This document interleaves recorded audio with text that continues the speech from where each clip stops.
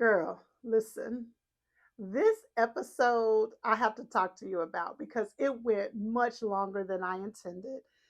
It is probably one of the most vulnerable, definitely podcast episodes that I've done. It's probably the most vulnerable that I have been in a public setting. And so I want to tell you a little bit about how we're going to handle this episode and the next episode. I talk about this toward the end of the episode, but I'm sure when you came on and you saw that this episode was an hour or over an hour, you were like, girl. So this is what we're going to do. I am going to share the full episode with you right now. Normally, I would break it up. I'm going to share the full episode with you right now. And this is episode 19. But for episode 20, when it's time for episode 20 next week, I'm going to come on here just like this, and I'm going to encourage you to come back and listen to this episode. So that way, you really have 2 weeks to listen to this conversation. But don't forget to let me know your takeaways. Remember to subscribe to the channel, DM me on Instagram, honey. Let me know because I am putting myself out here. And I hope that it is not in vain. I hope that it blesses you and encourages you. Let's do our work, sis. Let's do our work. Hey friend, I'm Robin May, and a few of the professional hats that I wear includes being a transformational speaker, a life coach, and a licensed therapist. And personally, well, I'm a wife, a mommy to 3 girls, and a pastor's wife, just to name a few. Girl, I'm over here doing all the things while trying to stay in shape and keep my skin clear. But the truth is, I don't want to be known for being busy. I think that's a scheme that somebody set up. No, I want to be known for living a life that is in perfect alignment with what God intended. And I want to help you do the same. So it's with that in mind, I'd like to welcome you right here to Intentional Conversations with Robin May and friends. Over here, we're creating a safe space to have real conversations with real women on real topics. This is a judgment-free zone where we can be vulnerable and honest and curious about our lives so that we can elevate not just what we do, but who we are. So if any of that resonates with you, again, welcome to our safe space. This is Intentional Conversations with Robin May and friends. I'm nervous. I know I'm starting off this podcast just being completely transparent and vulnerable. I'm nervous about this episode. This is a different type of episode for me.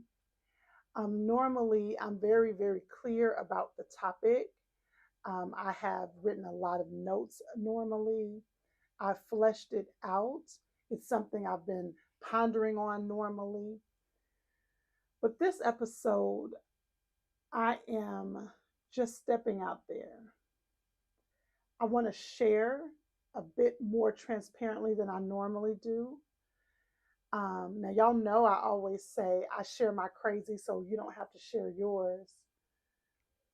But I am careful how I share my stuff.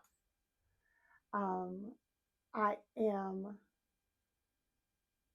wise enough to know that you don't put it all out there for public consumption. And so I'm very careful. And often I am sharing lessons and experiences that I have navigated through.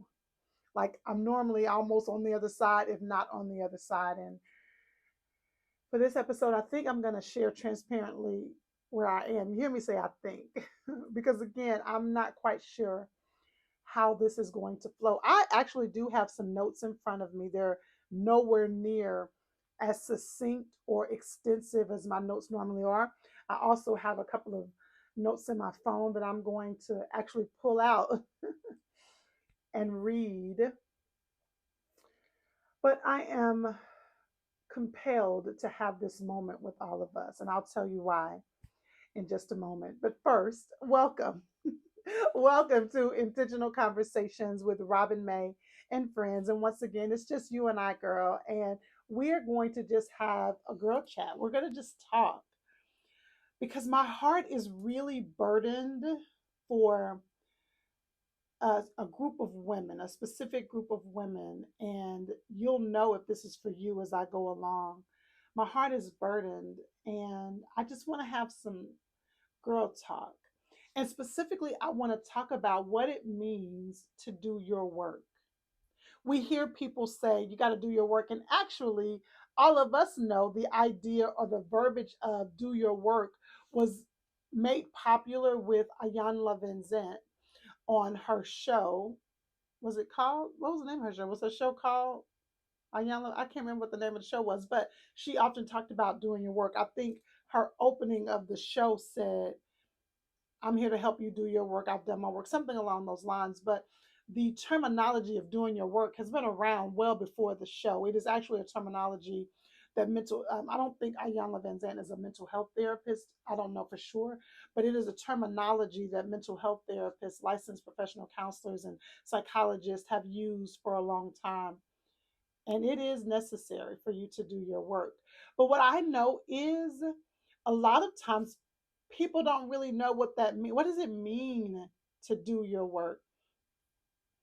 And so that's what we're going to talk about today. And I'm going to use a couple of examples of some people that I have worked with. They gave me permission, but without breaking their confidentiality. And so I'm going to share. I'm going to also, like I said, share my where I am. And I hope this moment of vulnerability and these case studies, I like to use case studies, so I'm going to use these two case studies plus me, that's three case studies, hopefully to help you see you. I am going to share with you why we need to do our work, or not why, I will share that too, but I'm going to share with you how. Like, what does that mean? How do you do your work? Whew, so are y'all ready? Like I said, I don't know how this is gonna flow. I'm just really gonna share from my heart. And honestly, I play a lot of different roles. And not play, I operate in a lot of different roles. I am a licensed therapist, I'm a certified life coach, I am a first lady at our church, I am in a pastoral role at our church. And so I play or have many different roles that I operate in. Of course, I'm a mom and a wife and a friend and a daughter. Today, normally on the podcast, you hear a lot from me, from more of a speaker. You hear from me as a life coach or as a therapist, and sprinkled in with my faith. The truth is, my faith permeates all aspects of everything I do. So, whatever role I'm in, it is being prayerfully governed by my faith and my walk with Jesus. But today you might get a little bit more of Pastor Robin today. You may get a little bit more of First Lady Robin today. I think I have on my full blown let's walk in this word hat on today. I think maybe that and clinical Robin. Let's go here. Who are these women that I am burdened by? Quite frankly, it is women of faith. Women of faith who know that there is a lot more to life than what they are currently experiencing. The woman who is saying, I love God and I know that He has a plan for me, and I know that there is something more for me. I just don't know how to tap into it. The woman who is struggling in her marriage and she is trying to navigate the realities of her marriage, but she's overwhelmed and it feels almost helpless to her.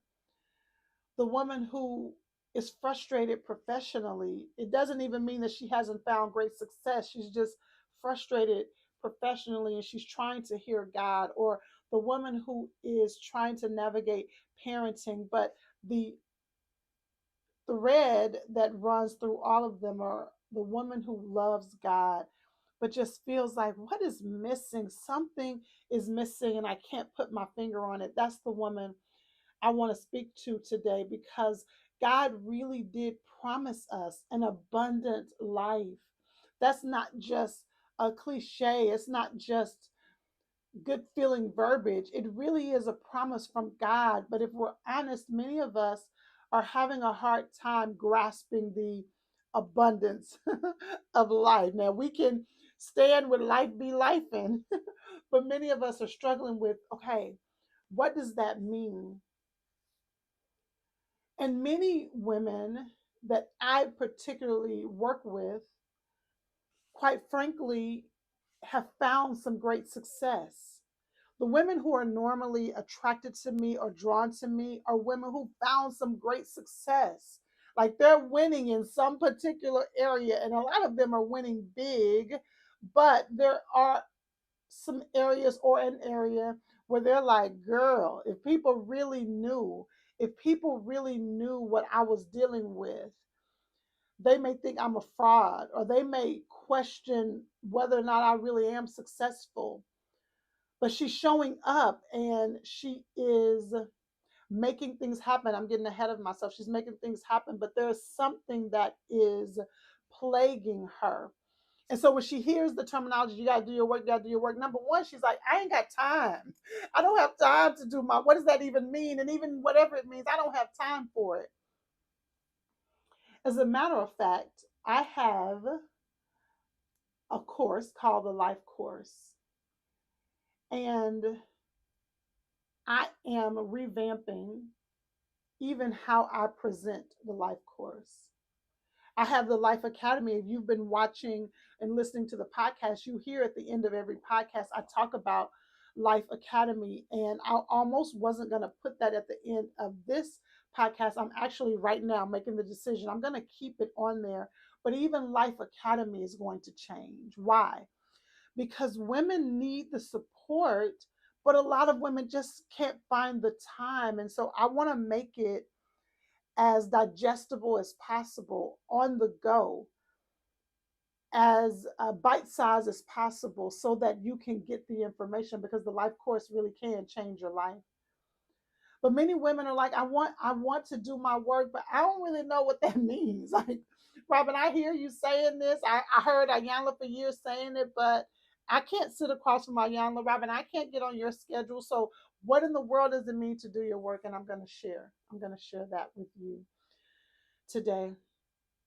So again, I am often drawn to, or women that are drawn to me are women who have found great success, and they are handling business, y'all. They are making moves. They are showing up looking really good.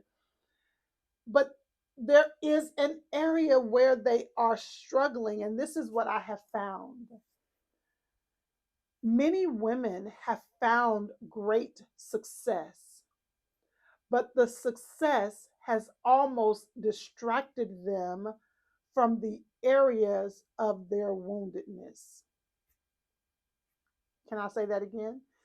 Many women have found great success, and they are successful enough that the success has distracted them and others from the wounds that plague them. In other words, they are functional enough that it hides their dysfunction. And on top of that, there has been this big move. Okay, hold on. Let's pause, because y'all are like, Robin, are we going to be depressed on here? No. Let me stop right now. We're not going to be depressed. But girl, we're just having a sister to sister chat. I want to just keep it real with you, and I want to speak to where I know you are. I want to speak to where I know you are. I want to address what you are dealing with in the privacy of your home, as you are taking off your makeup at the end of the day, as you are rushing your children to bed after they've done their homework, when you are driving home to your house that is empty because either your children are grown or you don't have children. Maybe you are single, maybe you're divorced, maybe you're widowed, and you're driving home to that house and you're thinking about how much the loneliness echoes in the home. I want to talk to you about the stuff you're thinking about as you're falling asleep, as you're driving to work in the mornings and you stop over there at Starbucks. Hey, Starbucks, or you stop at Dunkin' Donuts to get that coffee, and that thought flutters across your mind. You just shake it off. I want to address that.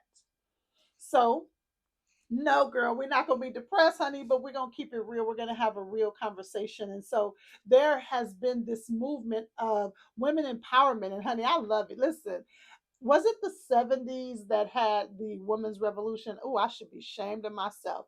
But I've always said that I would have been the woman out there swinging my bra saying equal rights for women, right? I am woman. Hear me roar. I am a girl's girl. I believe in women.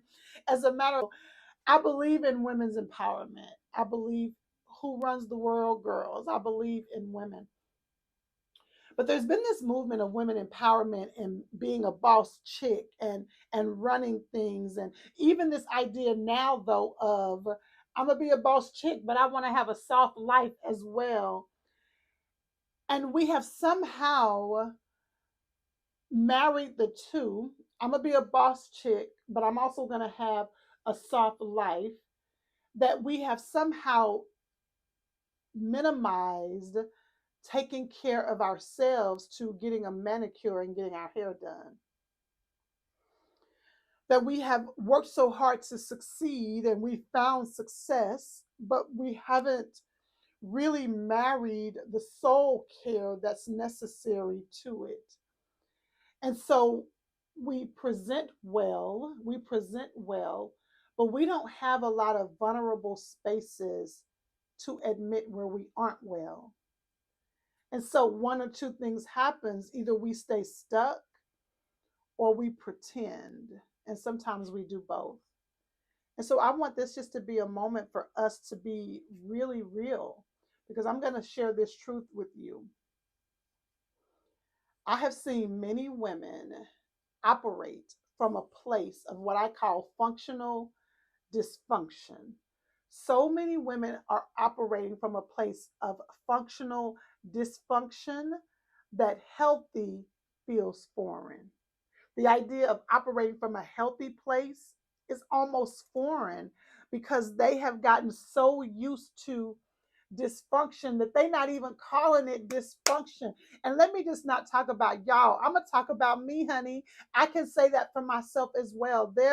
Are a there is a particular area and a couple of areas in my own life that I had normalized so much, called it normal when it was actually dysfunctional. But I had done it for so long that I had normalized it, that and I was functioning well, but it was a functional dysfunction. And when I started to get a taste, a glimpse of healthy felt foreign, that I almost wanted to go back. You see, I'm trying to talk in past tense. Can we just keep it real?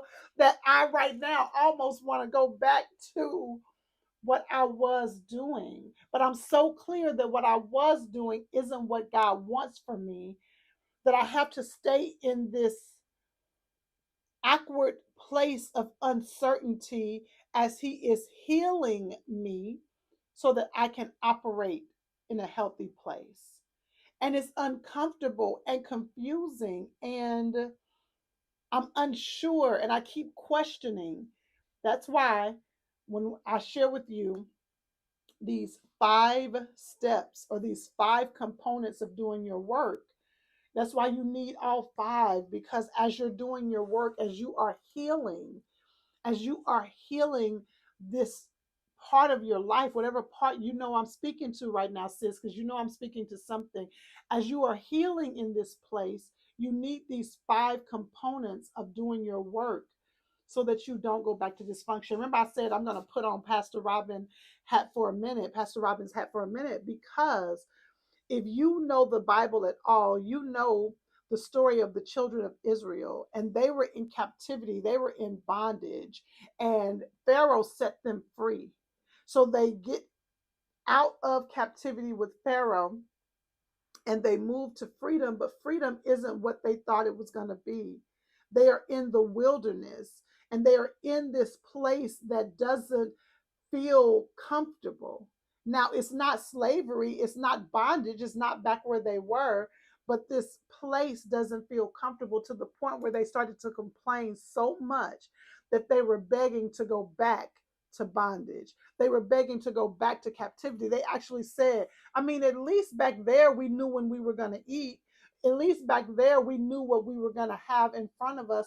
Over here, we got to just trust God. My God, my God, my God. I'm not going to preach to y'all. But over here in the wilderness, I'm having to just trust God. Let me go back over there to captivity and bondage. I mean, it was hard, but at least I knew what I was doing over there. And that's where some of you are.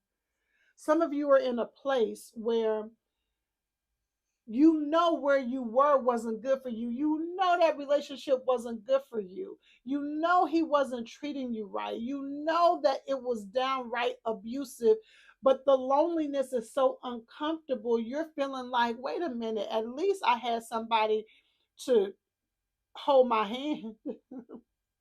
At least I had a warm body in the bed. Over here, it feels real lonely.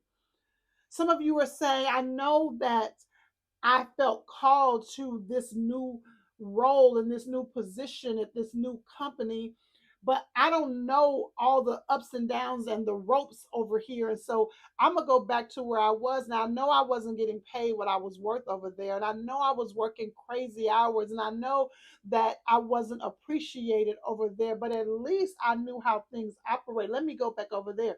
Some of us can find ourselves so uncomfortable in the wild, because the wilderness is really the in between. The wilderness isn't the promised land. And so we get in this wilderness place and it's so confusing and overwhelming and frustrating because we're having to trust that we almost want to go back over here to captivity. We can normalize our dysfunction and call it normal, call it just what I do. This is just this. Now I know this ain't good for me, honey, but this is how I've always been. This is what, yes, I know that I pop off so easily all the time, but if I don't do that, I can't let myself be protected and folks think they're gonna take advantage of me. And so yeah, I'm gonna keep popping off, even though I know I am isolating people out of my life. And I know I am pushing people out of my life by my temper, but at least that is my comfort. And this is what I've always done. This is just how I am. I am defending my dysfunction. Whew.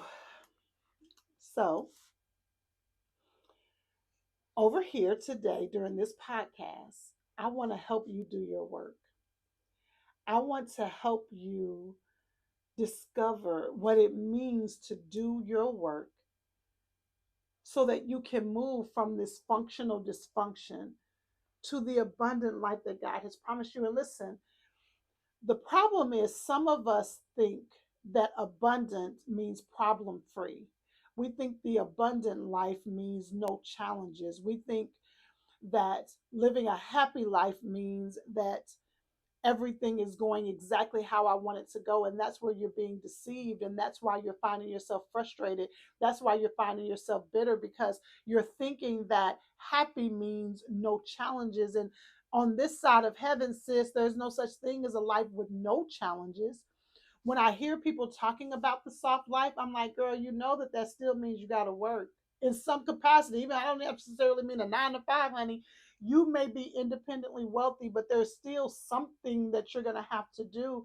And so the soft life or the abundant life or a happy life doesn't mean a problem free life. What it does mean, though, is that you have the resilience and the mindset and the roots to navigate the tough times so that the tough times don't take you out. And so I want to talk to you about what that looks like. How do you do your work? Why in the world do you want to do your work? So when you hear that terminology, do your work, what it means is unpacking your story. This is my definition. Let me say that, girl. Hold on. When I talk about doing your work, my definition of that is that you slow your life down long enough, that you pause and pay attention so that you can study your story, unpack your patterns, so that you can figure out what is helping and what is hindering you, so that you know what to hold on to continue on your journey and what you need to let go of. Because, sis, some of the strategies that you are using in this season of your life are no longer serving you for this season. Those strategies were necessary back then and back there, but you are trying to use the same strategies now, and those strategies used to help you. Now they are hindering you. And so it means doing your work means slowing your life down long enough to pay attention to your patterns, to pay attention to what you're doing, why you're showing up the way you're showing up, why you're responding to things the way you're responding to things, so that you can figure out what is serving you in this season and what isn't, so that you can live a life that is rooted in joy, peace, abundance, clarity, wholeness. That's what doing your work means. So I want to share with you a couple of case studies that pushed me into this. Okay. So I was talking to one of my faves, one of my favorite clients. I was talking to her, and I am changing a lot of this information to protect her confidentiality. Well, this particular client, we're just kind of talking through what comes up, and she said, I am just so frustrated because I just cannot find the consistency in my life that I need. Now, I've worked with this particular client for a long time, and so she said that to me before. But when she said it this time, for some reason, it really stood out to me. Now, remember, I'm going to share with you the 5 components of doing your work, and this is a part of it. And I'll remember to come back to this when it's time for that. But it stood out to me when she said that. I was like, hold on. I said, you've said that to me before. I just need to be more consistent. I just need to be more consistent. But what's interesting is because we've worked together for a long time, I know that you are consistent in certain areas. And so she was like, really? I was like, yeah. So I started naming the areas that over this time that we've worked together that she's been very consistent. Like, you're consistent over here, you're consistent over here, maybe you're very consistent over here. These people over here would definitely describe you as consistent. So when you tell me I am just not consistent, I wonder if that's a fully true statement. So we started to unpack it. And what we discovered as we started to peel back the layers, so this is a part of the process, sis. When you're doing your work, you always want to go a layer deeper. Don't stay on the surface, go a layer deeper. And I'll explain what that means. So we started peeling back the layers, going a layer deeper. And what we discovered, it's not that she wasn't consistent as a blanket statement. What we discovered is that anything that concerned her, she wasn't consistent with. If it concerned anybody else, if it was her family, if it was her friends, if it was her career, if it was in her faith, if it was with her church, if it was with anything that had to do with other people or showing up for everybody else, she was very consistent. But if it had to do with taking care of her, she found herself not being consistent. So that is where we leaned in. What is it about you that allows you to put you on the back burner? Honey, can you imagine how much good work that does? How much that begins to reveal? When did you, or where did you learn to not prioritize you? What does that say about what you say about you? What does that speak to when it comes to how you value you? You see how when you pause your life to pay attention to your patterns, you will discover some answers to what's really going on in your life. We can defend our dysfunction so much so that healthy feels foreign. Because what she realized is, girl, I have been saying I'm not consistent all this time. Well, no, it's not that I'm not consistent. I'm not consistent with the things that concern me. And so now I can begin to ask myself why. And as we peel back the layers, we got to the bottom of it. It was an issue with how she sees her, the value and worth she places on her. Let's go on to another case study, because girl, some of y'all are like, Robin, I wasn't your client, so why you in my business? But let's go on, because I'm gonna get in your business some more. So then Another case study. I'm talking to another client, and it's very similar to the first client. She takes care of business. Like I said, women are attracted or drawn to me. The women that are drawn to me are often women who are pretty successful, baby. They're taking care of business. They're handling things. On the outside looking in, they're winning. Or from the outside looking in, people are like, she is the bomb. She got it going on. Like, oh my God. They see her as a boss chick, and she is, y'all. That's what's so crazy about it. The women, these women that I'm describing, not just these case studies, but the women who are drawn to me, they are boss chicks. They really are bad to the bone. I am so old. They really are bad to the bone. They really are dope, like really, really dope. But I want you to understand this: you can be dope and. You can be dope. And the women of Transforming Faith Church, the church my husband and I pastor, the women are called freed women. I call them freed women, and I challenge them to remember that freed women free women. And why do I say that?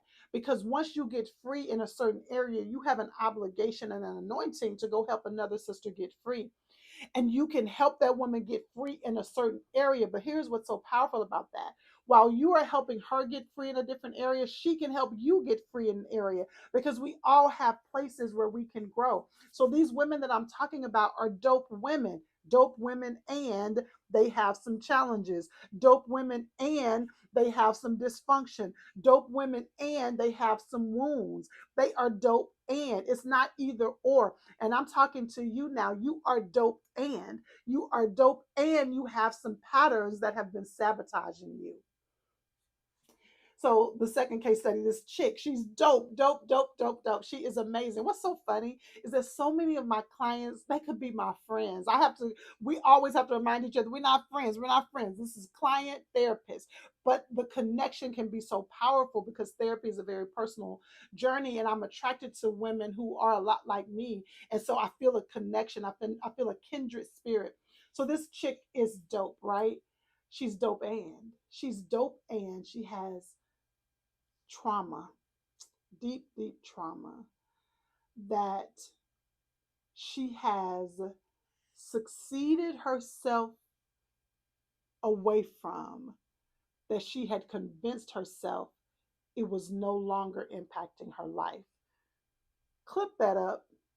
Clip that up and put that on Instagram. Can I go ahead and give it to you again? And I'm going to generalize it and make it about all of us. Some of us have succeeded ourselves, we believe, so far away from our trauma or our drama that we have convinced ourselves that it is no longer impacting who we are.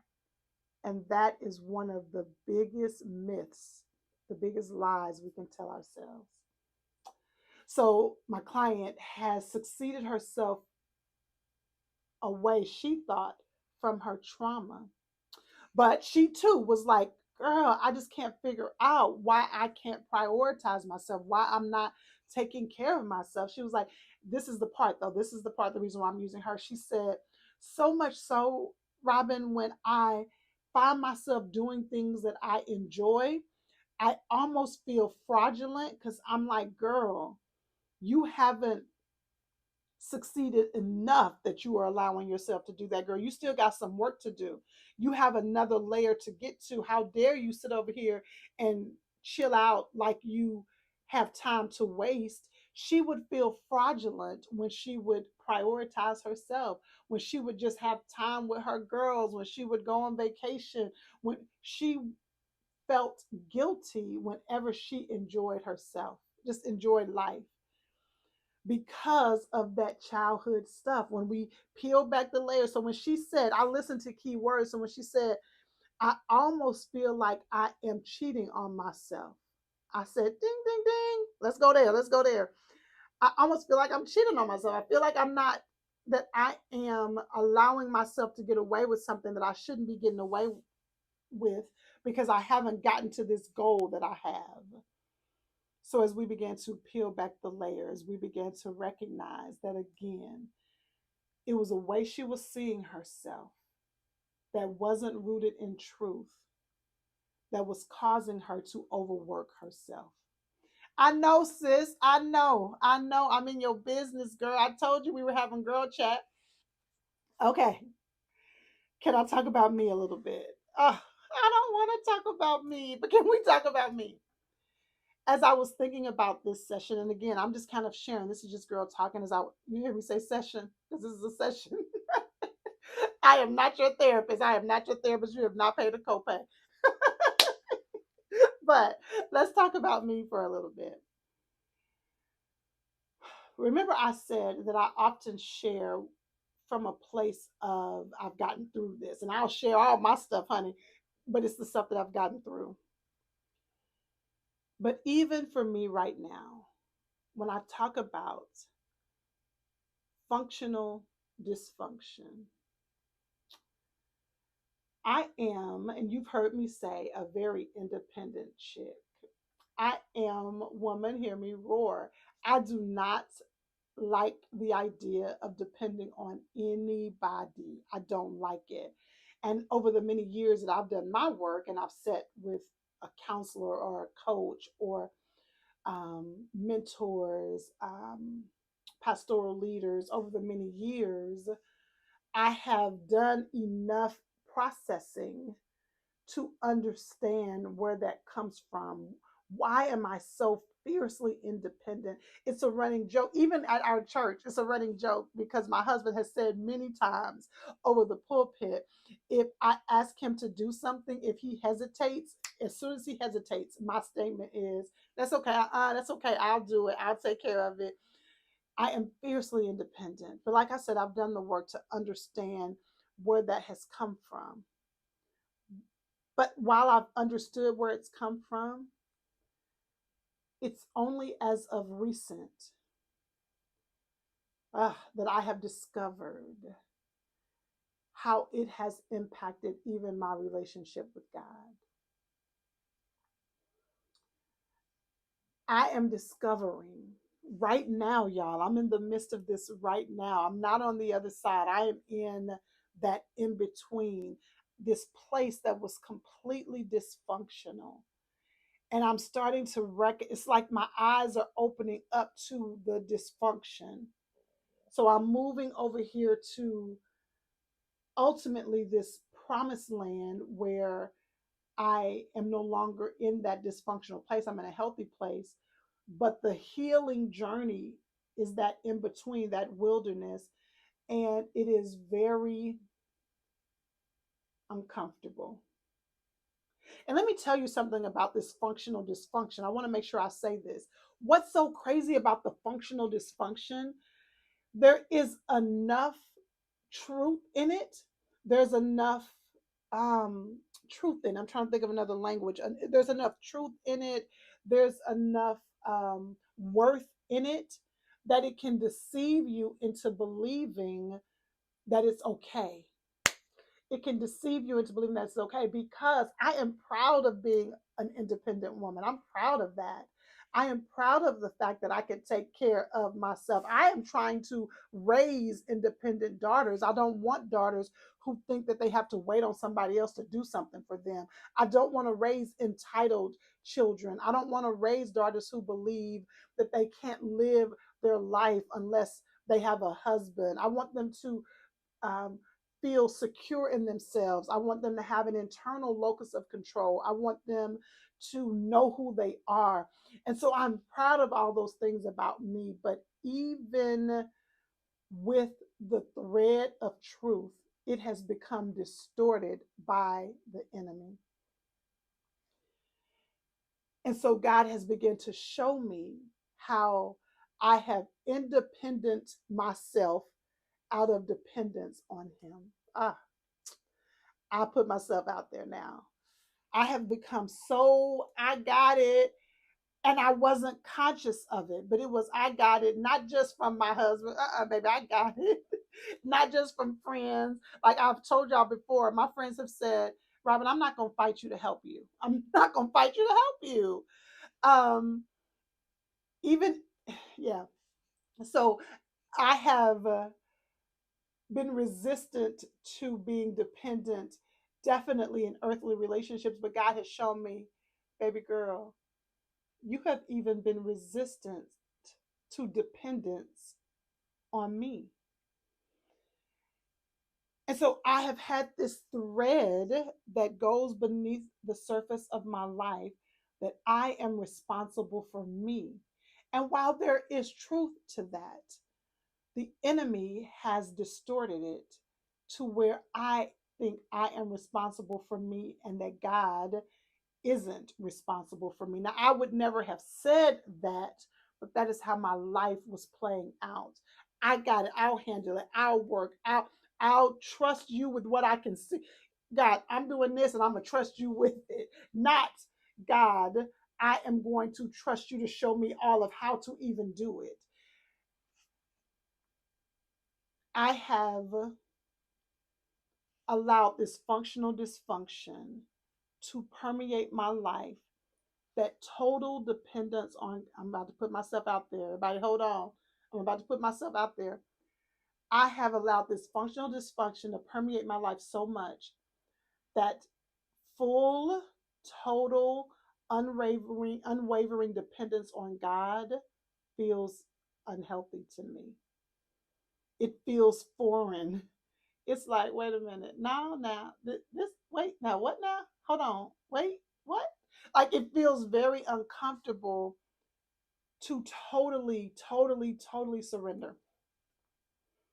And God has been so gentle with me as He's began to reveal this to me. I'm going too long with this, so I want to rush through this. And so, forgive me if it feels rushed from this point on. I didn't mean for us to be on here this long. But God has been so gentle with me as He's began to slowly show this to me, slowly open my eyes to how unhealthy I've been functioning. And He began to show it to me. My husband and I went on a marriage retreat, and there was an exercise that we had to do where I was blindfolded, and my husband had to guide me through this path. And it was, I've been with my husband for 21 years. We've been together 30 years. We've been married 21 years. And if anybody knows me, you know I don't play when it comes to Lee May, honey. I love me some Lee May, and he's good to me, and he takes care of us, and I know that I can trust him. Cognitively, I don't question my trust in him. But that exercise revealed that I could not relinquish and trust him to guide me. Yo, I was walking so slow.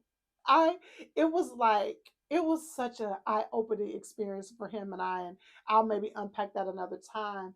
But what's so powerful about it, when we got to the end of the path, and we all, it was several couples, and we were the last ones to get there, which was embarrassing, which was even a part of this revelation I began to get. But as we started to unpack it, what was interesting is that my husband didn't personalize it. He said it just helped him to see how much I depend on me. And that even though he's trying to say, baby, because he couldn't touch me, he couldn't hold my hand, he had to just guide me with his words. And as I'm going through this process with him, I'm like, God is speaking to me during this process, like, you won't even let me do it, Robin. Surely you're not going to let him do it. You won't even let me do it. Functional dysfunction. And so I began to realize God is gently showing me, I want to get you over here to where you don't feel like it all depends on you. Ain't nobody told me it all depends on me. When I say all, I mean everything. I just think it all depends on me. And God's like, I'm trying to get you over here where you can trust, baby girl. I got it. You can resign from being the co founder of the universe. Robin, you can resign from being the co founder of the universe. I got it. I don't need your hand in all of it. And it is a journey that is scary and beautiful all at the same time. So, how do you do your work? How do you do your work? I'm going to go here because I think this is going to be a series. Actually, next week, I am going to do a quick episode. It'll be a very quick episode. I was going to talk about it today, but I don't think I have time today. So, next week, I am going to talk about 5 reasons you should practice pausing. 5 reasons you should practice pausing. And then the week after that, and I might reverse this, so don't hold it to me. The week after that, I'm going to talk about the benefits of self awareness. The benefits of self awareness. I was going to include all of that into this episode, but I'm going to stop here and I'm going to just share with you what do we mean by doing your work? How do you do your work? I hope those two case studies helped you understand how we can function well enough. We can succeed ourselves to a place of thinking that we are no longer operating from a place of dysfunction. And it doesn't mean you aren't dope. Remember, you're dope, and there are some areas of your life where you can continue to evolve. I told my client the other day, I said, your process of self discovery, healing, and self awareness doesn't have an expiration date. As long as you are still here, you're on the journey. There's always going to be more to be revealed. Now, let me say this. This just came to my mind before I give you these 5 steps. Let me just say this. We can also even overdo self awareness. We can also overdo self-awareness. We can be so self-aware that it becomes ridiculous. Like, girl, chill out, relax, stop overthinking. But the journey does not have an expiration date. Okay, so how do you do the work? How do you do the work? Number one, you have to practice the pause. If you've been following me on Instagram, you know I'm always saying slow your life down long enough. We have to intentionally pause our lives long enough to pay attention to what we are doing and why we are doing it. So you want to practice the pause. You want to intentionally find time in your life that you woosah and pause. Stop running on the rat race. Stop going so fast. Give your brain time to slow down. Allow your logical brain and your feeling brain to merge together. Allow yourself to even think your thoughts. Journal. Get the stuff out of your head. Number one, if you're going to do your work, you have to practice pausing. I'm telling you, you cannot do your work if you're not pausing. If you're just constantly on the rat race, if you, and pausing doesn't have to mean an hour every day. It can literally mean at the end of your day, you set your timer for 5 minutes and you breathe. One of my favorite apps is the Pause app. It's the Pause app. Now, it's spiritually deep, okay? So if you're not ready for that, if you're like, Robin, that's too deep for me, girl. There are plenty other ones. I've never used the Calm app. I've never used that one. I know, but that is one. But I love the Pause app. It has 1 minute pauses where you're just breathing and reconnecting with God. It has a 3 minute pause, 5 minute, even has 10-minute pauses. So even if you just turn on the Pause app and at the end of the day, you decompress for 5 minutes, give yourself a chance to catch your breath. Even if you just get a book that has prompt questions, and maybe once a week for 15 minutes, you take some time to journal an answer to one of those prompt questions. When you drive home and you drive into the neighborhood, if you know your house is popping and it's crunk in there, pull over in the gas station and turn on some jazz music and just pause. I really want you to turn on some Christian instrumental, but you do you, boo, and just breathe. So, in order to do your work, you have to practice pausing. You cannot live on autopilot. You cannot live in the rat race constantly and think you're going to be able to do your work. So, that's number one. Number two, I cannot believe this episode has gone this long. I'm so sorry, y'all. I did not mean for it to go this long. Number two, you have to examine your patterns. You have to examine your patterns. Our patterns can be problematic, but the issue is that they are so automatic that we haven't taken time to even consider if they're working for us.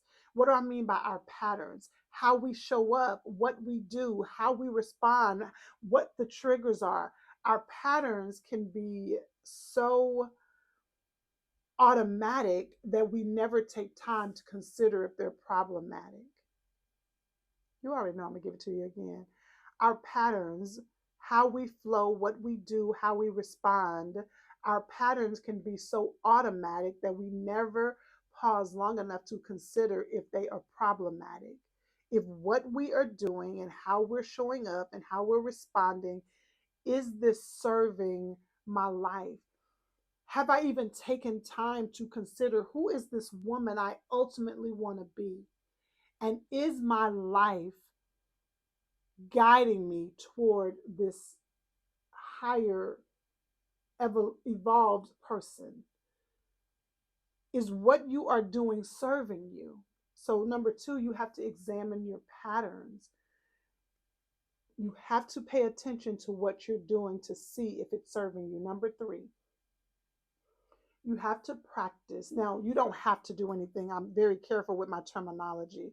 You don't have to do anything. So when you hear me say that, I'm saying if you want to do your work, these are the steps. Number one, practice pausing. Number two, examine your patterns. Number three, engage in courageous curiosity. Engage in courageous curiosity. You want to be curious about what you do, not judgmental. Literally lean in with a lens of curiosity. In the life course, I teach this idea of curiosity. You're literally getting a lens or a magnifying glass, or a, like if you're in a lab and you get a magnifying glass and you're looking at your life through a lens of curiosity, like, girl, how long have you been a people pleaser? When was the first time you remember saying yes when you really wanted to say no? Or when was the last time? What were you feeling when you did that? Why did you stay in that relationship that you knew was unhealthy for you? We're not judging. We're not judging. I just want to know why. What were you telling yourself? Robin, why do you feel that you can't depend on anybody else but you? What are you afraid would happen if you depended on somebody else? If you ask for help, Robin, what are you afraid would happen if you ask for help? Whew, let me get off my business. So number one, practice the pause. Number two, examine your patterns. Number three, engage in courageous curiosity. Be curious about your life. Number four, solidify your values. Listen, I work with people who are not faith based. And so I often use this terminology of values because that's really what it is. I believe when you don't honor your deepest values, you'll always have an undercurrent of life dissatisfaction. I believe that. But I'm talking to women of faith today specifically. And so when I talk about your values, what I really mean is, do you really live your life in a way that honors what you say you believe about God? Because that's your values. Your spiritual journey is your value system. So when I say solidify your values, you got to get clear. Do you really believe that God is the head of your life? Listen, many of us need a supernatural encounter in order to uproot some of the belief systems that have permeated our life because they have nothing to do with God. It's really rooted in our trauma. It's rooted in lies that we've told ourselves, but they are so intertwined with truth that we don't know how to get that lie out.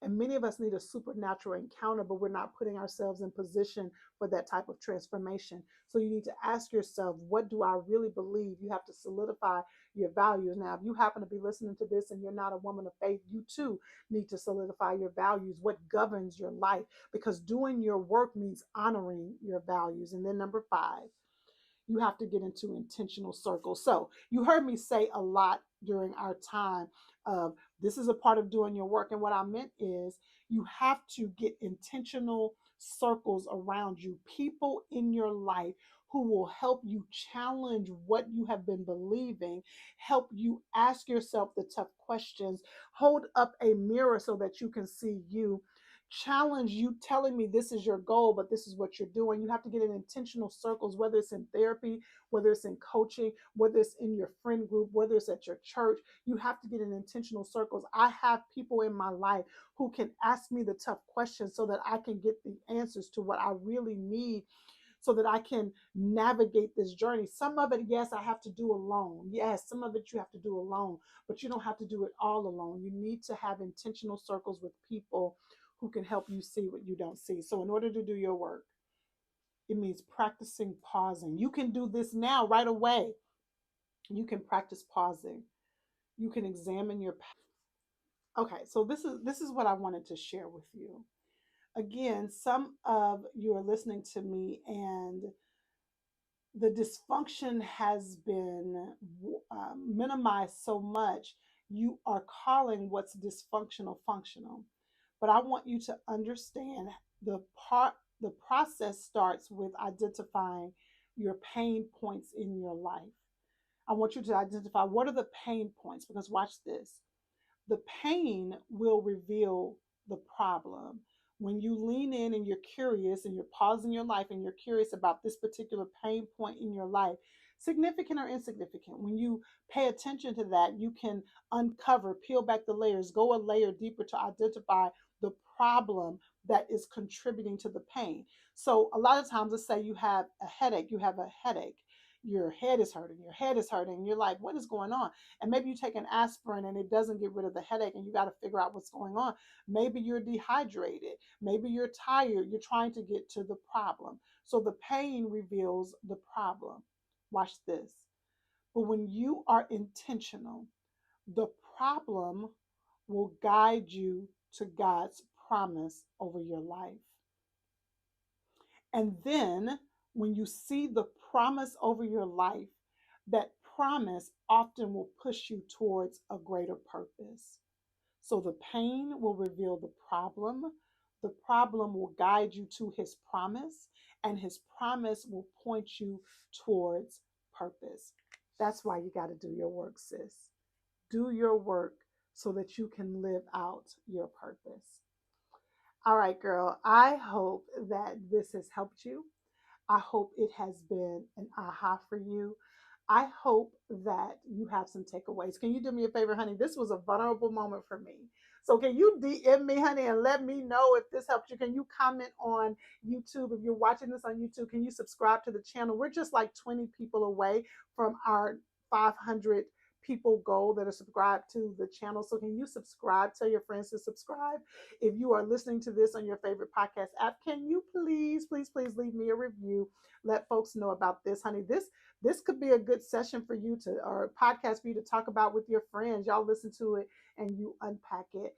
That's it for now. Until next time, take care. And remember, I'm here to help you elevate not just what you do, but who you are.